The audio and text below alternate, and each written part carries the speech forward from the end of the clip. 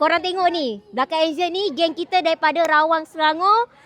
Terkejut punya terkejut bila Angel serve satu family ni, rupa-rupanya dia geng lama daripada Hafizah Enterprise.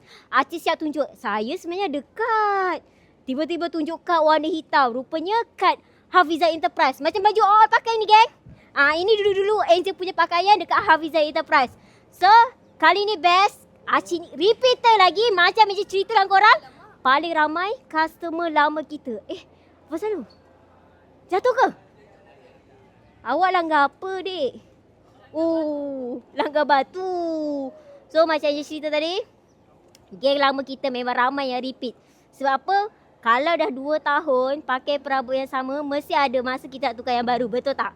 So, korang semua, mana geng kita daripada Rawang Selangor, nak join trip ke ataupun nak datang sini, korang type je Gudang Boyjan. InsyaAllah, Angel akan deal korang dekat sini. Paling bestnya sebenarnya bila korang je kat sini, korang lagi rasa vibe dekat Gudang Boyjan. Macam ni, satu family tau. Ajak anak-anak sekali. Tengok anak Acik berapa? 6 orang geng. Okay. Gudang Boyjan. Yang ni. Lagi satu. Korang kena tengok. Sini hampir separuh kemah dah sold. Ni dah sold. Semua barang dah sold. Lumut perak. Kota tinggi. Sold. Tu mana? Tu jajan? Tak nampak. Sold. Kuala Kedah. Sold. Alhamdulillah. Yang paling penting balik tak tangan kosong. Ada jajan. Ada jajan.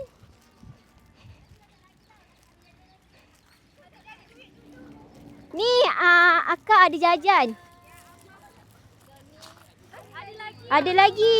Yang ni dapat juga. Tadi yang jatuh ni ke? Sian awak. Lebih kurang halal tau akak. Sama kita ya. Terima kasih kak. Doakan kita orang kat sini. Kita cakap semoga